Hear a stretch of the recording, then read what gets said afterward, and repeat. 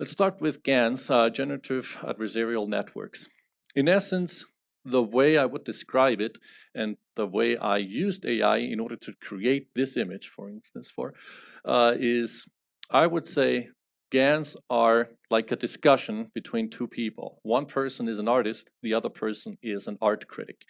And the artist tries to paint a painting and tries to convince the art critic that the painting is not a fake, it is a real painting from a certain painter. So for instance, let's say the artist paints the Mona Lisa and tells the critic, hey, this is the real Mona Lisa.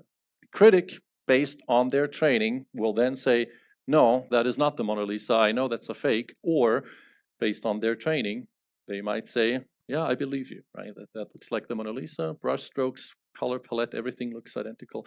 That is the Mona Lisa. So you can see this is a back and forth between the artist, who then, if the critic says they don't believe, will take the painting, recreate it, create a new one, apply some changes, try again, and the critic will respond and say, yeah, yes or no, I believe that this is the real Mona Lisa or not. And by the way, all the images that you see on my slides, unless they have a caption on it, they're all AI generated, so including this one, where I told the AI I would like an artist and a critic discuss about various versions of a Mona Lisa in the background. So we call in GANs, we call these two people, not the painter and the critic, we call them generator and discriminator.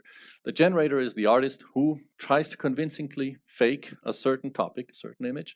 The discriminator, the critic, tells, yes, this is a real image or this is a fake image. And that goes back and forth. Well, back and forth for how long, right? They can't go on forever. Well, technically they could if we have the time, but who wants to wait forever? It's a learning process, right? It's a cat and mouse game where the generator improves the fakes in every iteration, where the discriminator improves at spotting fakes to their learning. And that cat and mouse game that just goes on and on until a certain endpoint is reached. And that endpoint can be, dictated by various different parameters. What we do have is a feedback loop, which is the discriminator, the critic, gives the generator a score. And that score is then used by the generator to make changes. That score is not going to tell the artist what to change, right? It's just going to be a score that says, hey, you are 5 points off on a whatever scale they're using. You are 10 points off. You're 100 points off from me believing that this is real.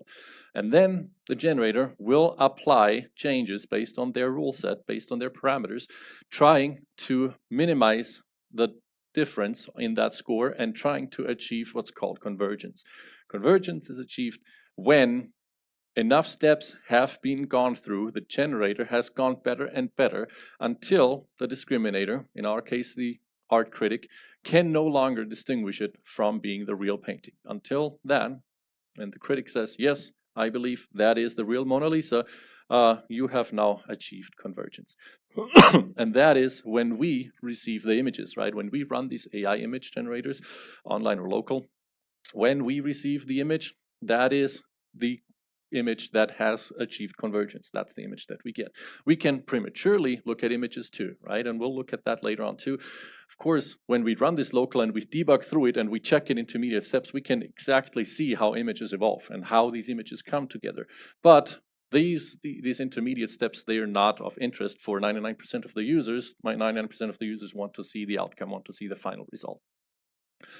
And in order to achieve convergence, we have to look at objective measurement.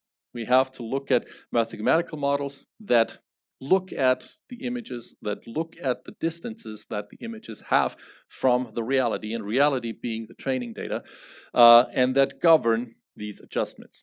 Of course, there's always also human intervention optional, which means human intervention is something where if the model does something that we absolutely disagree with, we can go in, we can remove artifacts, we can overwrite some weights, we can verify final results and apply our own weights to something that the scoring system has done for us. So human intervention is always a possibility to do as well.